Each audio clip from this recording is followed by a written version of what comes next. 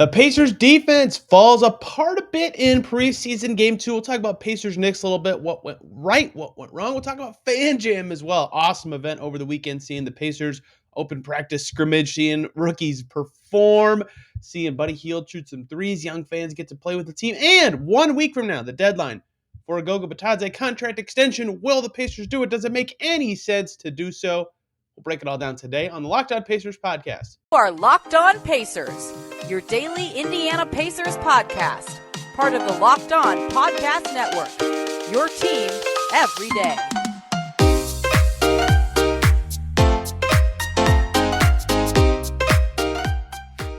Welcome in to another edition of the Locked On Pacers podcast, where we, of course, talk about the Indiana Pacers. As always, my name's Tony East. I cover the team for Forbes and the Westside Community News. And today, diving into the Pacers' most recent preseason game, a loss in New York. Tyrese Haliburton looking awfully good. The defense looking awfully bad. What's going on there? The Pacers need more focus there. Bennedict Mathurin plays well. We'll get to all that. Plus, FanJam on Sunday, one of the most fun events of the year. Got to see a lot of the Pacers up close and some performances from the rookies. Talk about that. And then 1 week from today, the deadline for a Goga Bitadze rookie scale contract extension. Does it make any sense to do so? We'll talk about it all to close out the show. But as always, as we do on Locked On Pacers, games come first. Pacers Knicks last Friday. Didn't get to talk about it till today. Much different than the Pacers' first preseason game where they scored 122 and played great defense. This time,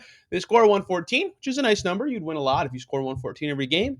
No issues with the Pacers offense so far, but they give up 131 points, and the Knicks run away with it for a 17-point win. Knicks got up by 10 points in about the middle of the second quarter, a little after that, and literally never looked back. It was never close again. The Pacers got it to like 9 in the third quarter, but it was not actually 9. Once the starters came out, the game was over.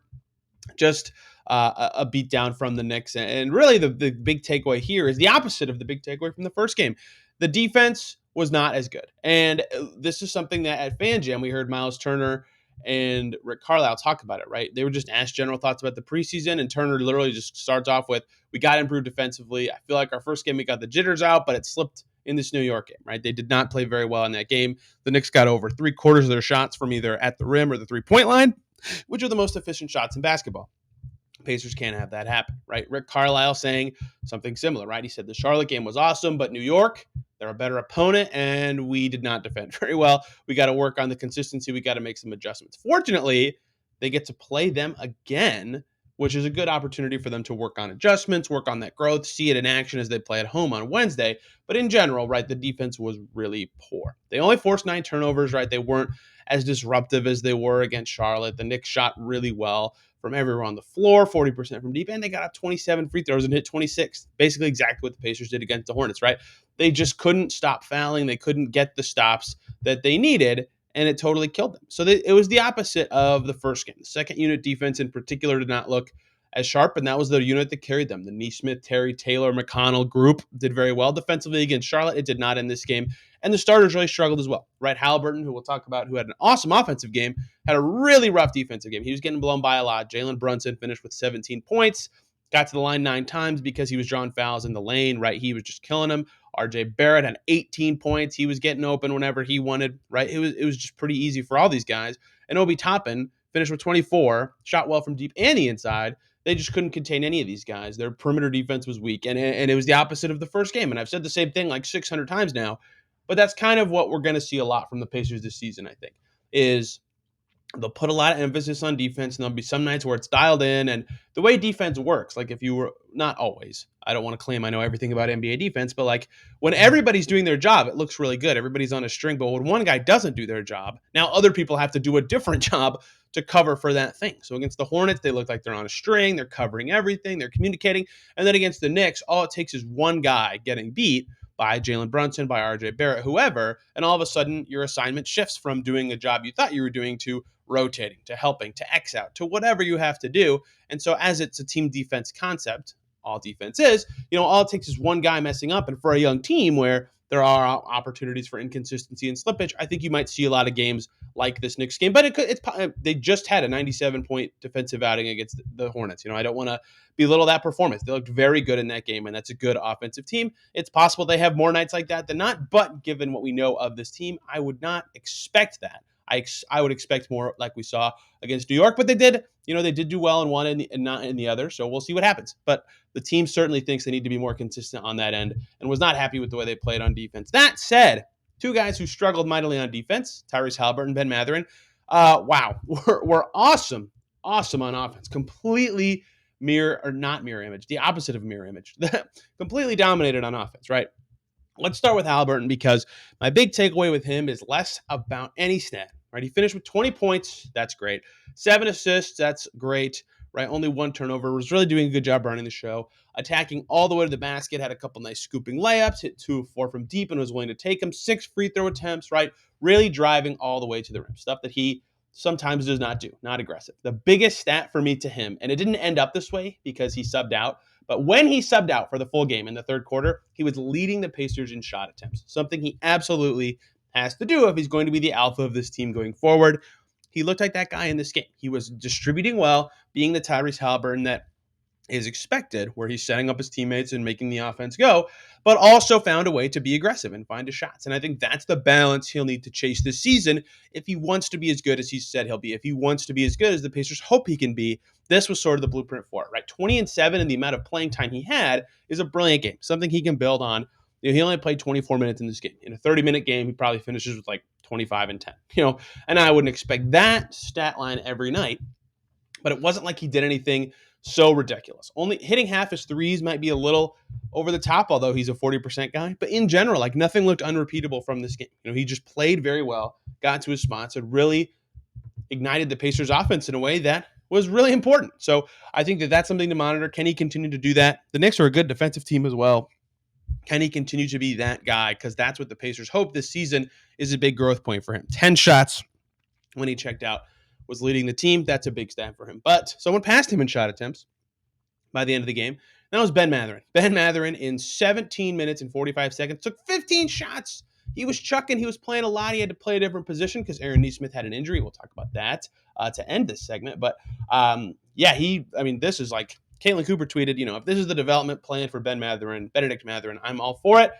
Couldn't agree more, right? What he did, what he's doing and the situations they're putting him in makes so much sense, right? Let him attack downhill, spread out for him, let him figure out what shots make sense for him, but also put him with groups where there are creators for him so he can operate off ball and get free. Playing with McConnell, I think, has been really good for him. And the rim attacks he had in this game, once again, like the Charlotte game where he got up a bunch of free throws, were impressive. 15 shot attempts, they were all good looks. Hit 2 of 3 from deep. He finished with 19 points and 5 rebounds. Really looking good as a rookie with the aggression and ability to get to the rim, all the way to the rim. Some rookies jerk the floater up. Some are afraid of the contact when they get there and don't do it right.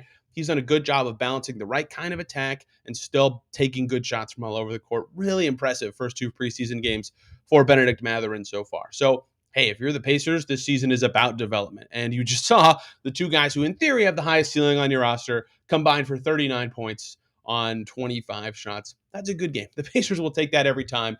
And so despite the defensive struggles, still some good stuff to hang their hat on. Some other interesting notes that I liked from this game, and in fact, they're all positive. I didn't lean too into the negative here. Miles Turner, 9 rebounds. That is something he will have to be better at this year. Since he is the lone center without Sabonis out there, it's been the first time he'll have to be more in that role. Jalen Smith, right, had 9 rebounds in their first game, so maybe Smith can pick up some of the slack in the rebounding department, but Miles did a good job in that department despite being unable to score as much. His defense was still solid. He only played the first half again as they kind of ease him back in to game action. Good shooting games from Buddy Hield and Chris Duarte, and that sort of ties in with Haliburton setting them up really well. They both hit half or better of their threes on their way to double-digit scoring nights, right? I think that's sort of the appeal of that wing duo, is that they provide spacing and can shoot, and you need shooting to have spacing, of course, and to just have a capable offense in the NBA today. And so having both of them out there with Haliburton makes a lot of sense from a spacing and shooting perspective. And the Pacers are chasing shooting and athleticism. They've publicly stated that. Those two guys did a great job doing that in that game. I continue to love Andrew Nembhard's passing. Did a whole post about it because he just keeps getting past guys into the teeth of the defense and creating. Had a beautiful time to David Servidis for a corner 3, hit Goga for a dunk in the pick and roll. His stats aren't like eye-popping or anything, but 3 assists in both games. really looks comfortable with the ball and creating for his teammates. And Goga, speaking of, debuted, didn't play in their first preseason game. This was his first appearance. We'll talk about him in the final segment. 16 minutes, the second most of any bench player behind Terry Taylor. Oh, and Ben Mathurin, excuse me. The third most of any bench player. Finished with 5 points, 8 rebounds, 4 on the offensive glass, and 4 assists. He was around the ball a lot, setting a lot of screens. Offense was there. Defense was pretty shaky. Again, the speed's got to be a little better if he's going to play defense the way the Pacers need him to. But the offensive output was there and was good. And if he's going to be a decent pick and roll player on a team that's going to have passing point guards, that's very important. Last thing, eye emoji. Davey Das Servitas just can shoot it, man. He can effing shoot the ball, hit 2 threes against the Knicks, hit a bunch of threes at FanJam. We'll talk about him in a second. So that's the game. I thought that was this whole segment. I typed these notes out a while ago, but more to this game. If you check the minutes distribution, Aaron Nesmith plays 9 minutes and 12 seconds. The least of anyone in the rotation, less than Kendall Brown. What happened there? Plantar fascia injury. Pacers fans are numb to those words. They hate hearing plantar fascia after Sabonis, after Warren. It's been a problem for them for a while. Plantar fascia injury for Nesmith. He did not play at FanJam, although he was on his feet often. Rick Carlisle said he's hopeful Nesmith can be ready for the regular season. That's 9 days away if you're listening Monday, or less if you're listening later. So we'll see if he's actually able to go for the team's regular season debut. But of course, it's not the Pacers without some injury. So for the last 2 preseason games, I doubt you'll see him at the 3 spot. I bet they'll try maybe some with Shea Brissett, maybe some Kendall Brown, and then if they wanted, they could make Mathurin the 3 and play like Langston Galloway or and more other guards, maybe even Servitas if he keeps shooting well. So they have options to fill in at the 3. I think if it was the regular season, it would be Brissett as of now, but we'll see what the Pacers ultimately decide to do. It's an interesting position because, again, they've been playing guards at the wing spot and forwards at the or centers at the 4 spot. When they have an injury at the 3, how do they fill it? We'll see. So fascinating game in New York, but we learned about Nesmith's injury at FanJam 2 days later. Speaking of FanJam, what a fun event. I want to tell you guys all about what happened there, who the teams were, who won, all the fun moments, because you missed out. And you can find a lot of these videos online or on my Twitter account that I'm about to talk about at TEastNBA or at the Pacers, who got them up as well. Before we talk about FanJam and threes and dunks and all the fun of Pacers basketball, got to talk to you guys about LinkedIn. These days, every potential new hire can feel like a high-stakes wager for your small business. You want to be 100% certain you have access to the best qualified candidates available. That's why you have to check out LinkedIn Jobs. LinkedIn Jobs helps find the right people for your team faster and for free. Just hop on LinkedIn. You can create a job posting super easily and free on LinkedIn Jobs. All you got to do, add your job and the purple hashtag hiring frame to your LinkedIn profile after you create it, and spread the word that you're hiring. They've got simple tools like screening questions that make it easy to focus on candidates with the right skills and experience, so you can quickly prioritize who you'd like to hire and interview. You can finish the year strong or finish the quarter strong as long as you have the right team members to help you do it. And LinkedIn Jobs can help with that. That's why small businesses rate LinkedIn Jobs #1 in delivering quality hires versus leading competitors. So if you're struggling to hire, they're your guy. LinkedIn Jobs helps you find the qualified candidates you want to talk to faster. Post your job for free at linkedin.com/LockedOnNBA. That's linkedin.com/LockedOnNBA to post your job for free. Terms and conditions apply.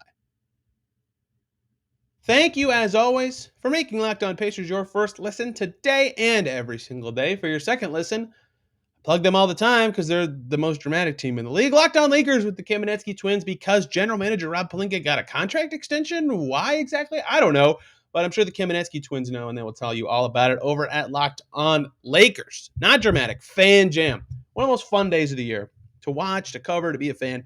If you don't know what FanJam is, or you're listening and you're not inside the Pacers fandom ecosystem, it's their open practice thing that a lot of teams do where fans can come watch the team practice and perform, and it's a more public setting to get fans excited for the season. Most teams do something like this.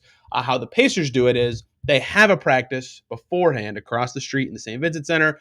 They walk over to Gainbridge Fieldhouse and they do like a little scrimmage, and then they do a 3-point shooting contest, and then the fun part that most fans like, the performances where rookies and new hires for the team sing in costume in front of the crowd of several thousand people. It's a hoot. You got to go if you can next year and you're in Indy. This year, the scrimmage teams were super unfair.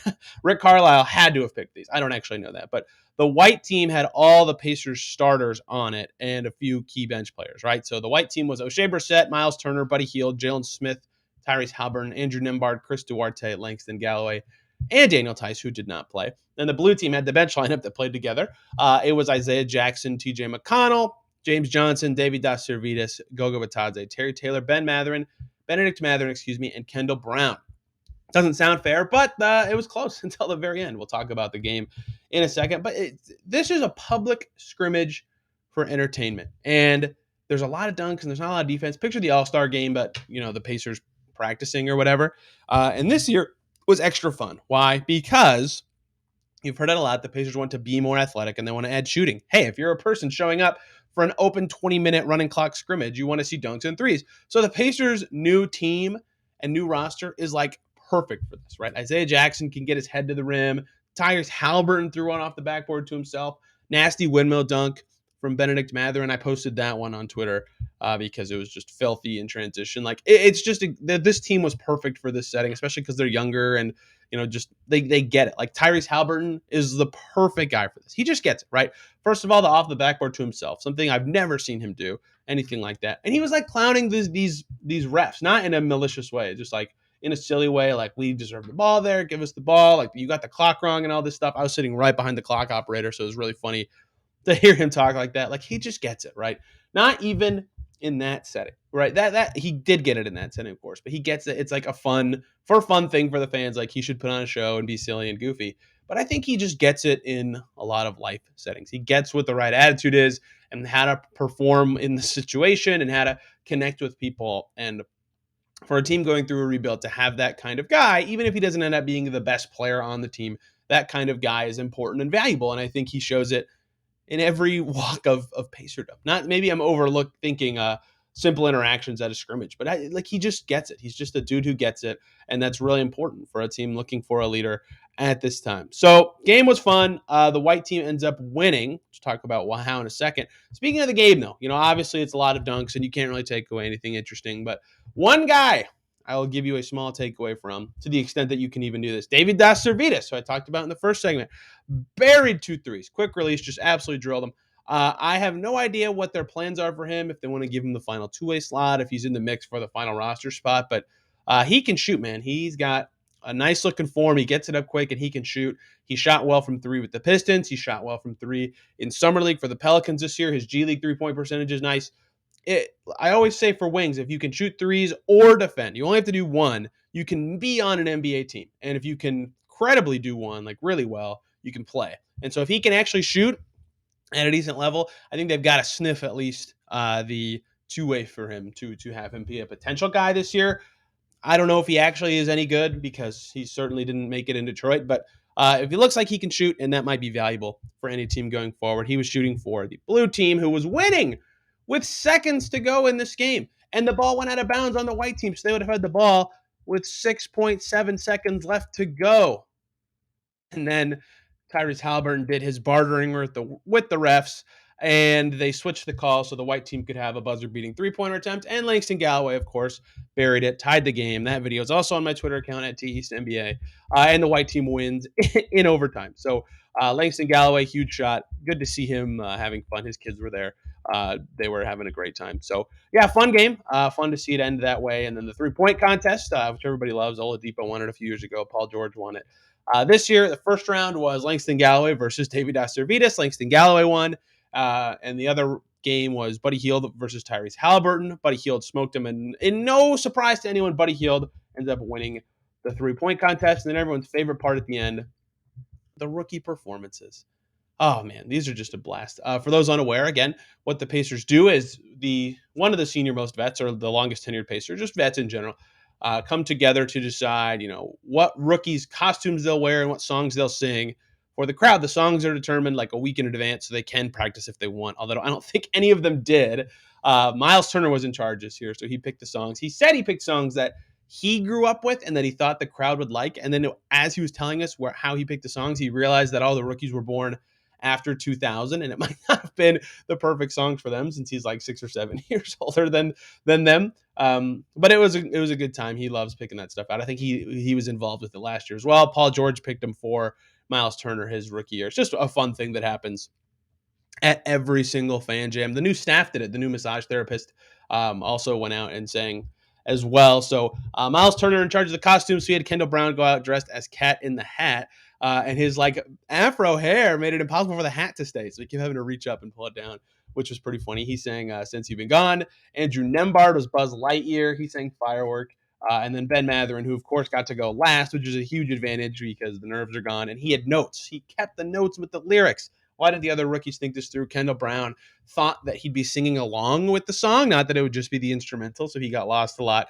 Nembhard also got lost in the words. Mathurin had notes, so he sang very well. He sang 1,000 Miles by Vanessa Carlton as Frozone from The Incredibles. Completely killed it. I think he had a great time with that. He said he likes the song from a movie. So good for him.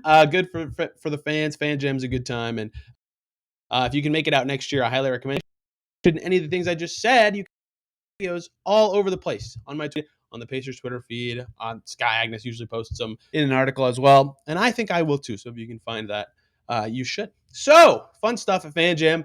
Let's move on to one more thing for today. Today, the day I'm talking is the night, the day this comes out is October 10th, which is 1 week before October 17th, which is a lot of talking to say. That is the deadline for teams to give rookie scale extensions out to guys who are on rookie scale deals on the coming into the fourth year, scale contract, and that's where Goga Bitadze is right now. So let's talk about the merits of a Goga Bitadze contract extension. Yes, that might sound crazy. Just hear out.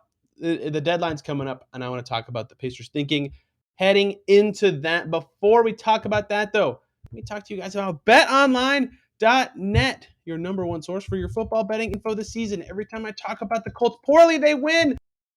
And every time I talk about the Colts positively, they lose. Listen to me about betting, but what you should do is go to betonline.net to learn more about this stuff. The latest player developments, team matchups, news, podcasts, in-depth articles, and analysis on every game you can find.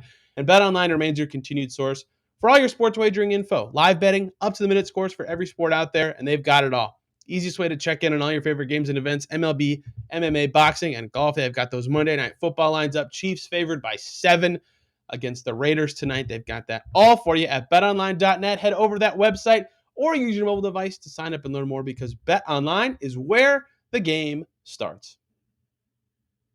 Thank you, as always, for making Locked On Pacers your first listen today and every single day. For your second listen, since the Pacers just played them Friday and play them again Wednesday, how about Locked On Knicks?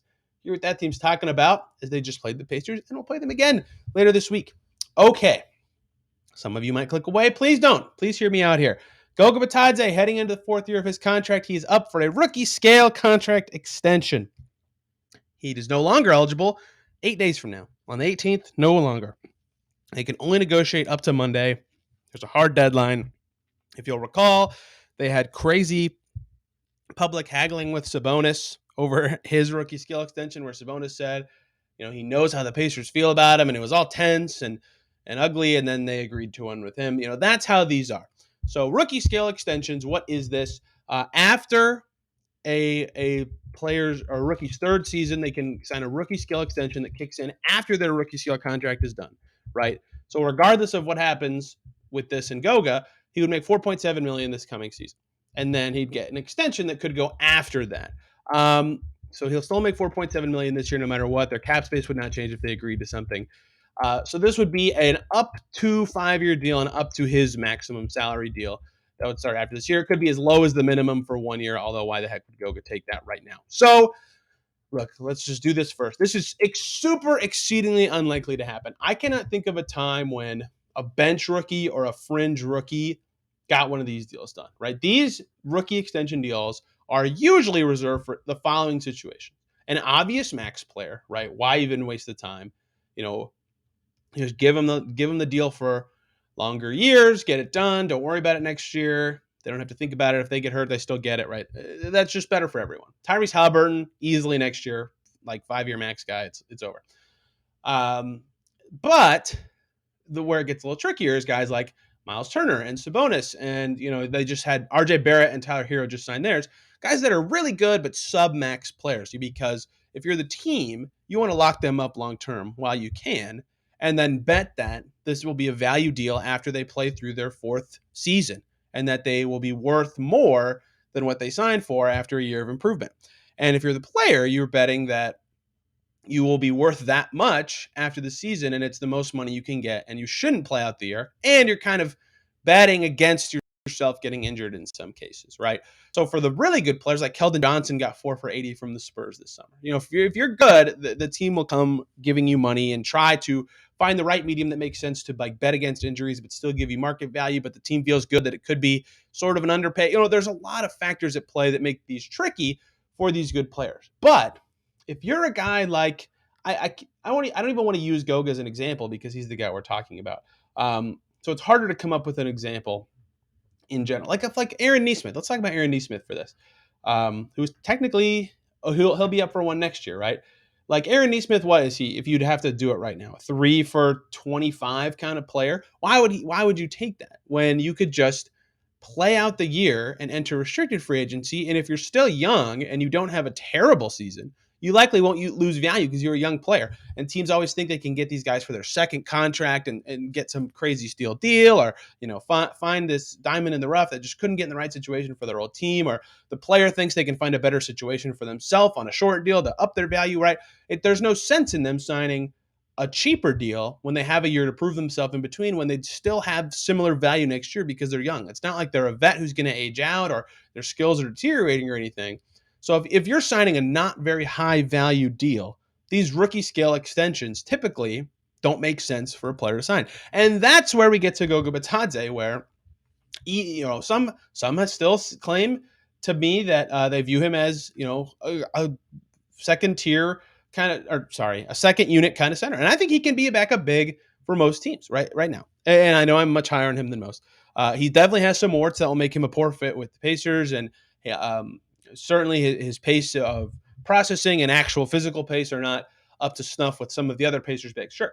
Either way, even if you like his game or don't like his game, you can admit that he probably falls in that group that I just described of, a guy that is not going to get very much money on a contract right now. So he has little reason to chase a rookie skill extension, because for him, he probably could get the same deal he'd sign on a rookie skill extension next year if he has the same seasons he's had throughout his career. And if he's a good year, then he's losing money. And if he's a bad year, he could probably still get either a cheapo deal to prove it as a backup big somewhere, or like a cheapo 3-year deal to be a backup big somewhere from a team that thinks they're getting, a second contract sort of center. So for Goga, why would he take a low value amount? But for the Pacers, why would you want to give him a lot of years when you have Isaiah Jackson on your team? You have bigs in your ecosystem like Terry Taylor, who makes sense. You have Miles in the fold right now. Why would they want to rush to commit funds to him as well when they have a lot of their center rotation kind of already figured out? Maybe if they view their center rotation of the future as Isaiah Jackson and Goga, they could get a deal done. But even for them, then you go back to what I talked about earlier. Teams like to make these feel like a bargain for them in the future. What is a bargain for Goga that the Pacers would feel comfortable with if they view him as their backup center when Miles potentially is not on the team anymore? So it's really hard to find that marriage of what makes sense for Goga to take, what makes sense for the Pacers to offer, and what actually would happen for a guy in this situation, because there's not a lot that makes sense for these rookie skill extensions on a cheapo deal. It also requires the Pacers to want him to come back and him to want to come back to a team that drafted him and very rarely gave him opportunities for good reason. This is not a slight at the Pacers. It's just reality. So I don't see this happening. But the way it would is, like, let's say the Pacers think Goga is their backup center of the future. And backup centers are worth, $5 million? So they offer 3 for 16 or something. And Goga feels like that's what he could get next year anyway. He's fine with this team as long as he knows that that's going to be his role and he's guaranteed it, something he hasn't been guaranteed for much of his career.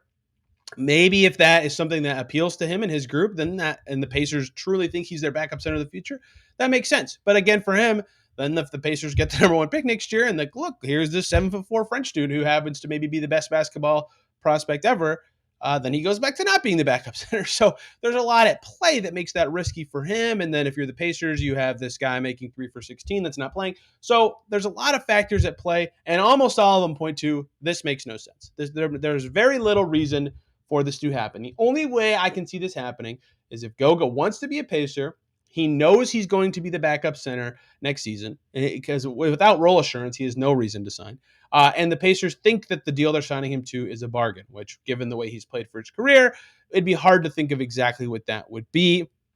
So even remember, like, it was tough for the Turner and Sabonises to negotiate this. I put this at probably like a 2% chance of something happening here.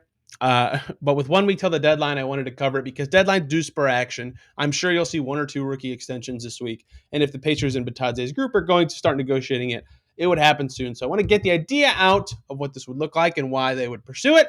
But I also want to get that thought out that this is probably not going to be a thing that happens. He's the only guy this is relevant for. Next year, Tyrese Haliburton and Aaron Nesmith will have this come up for them, and they'll have much different circumstances around their situations when the time comes. So I hope that all makes sense, and I hope this was a good show. FanJam, Pacers, Knicks, Goga stuff, a lot of fun coming up so far. So tomorrow, Tuesday, 2 preseason games so far. What are the big takeaways? What have we learned about the Pacers? Alex Golden from Setting the Pace is going to join us to talk about that. Wednesday, we'll talk Pacers Knicks adjustments and some other general topics. I've got a long list to burn through before the season starts.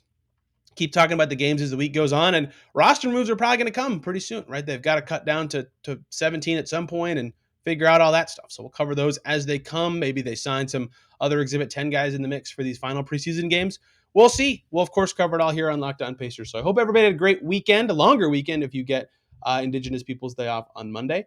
Continue to have a great weekend. Be safe, and we will see you soon.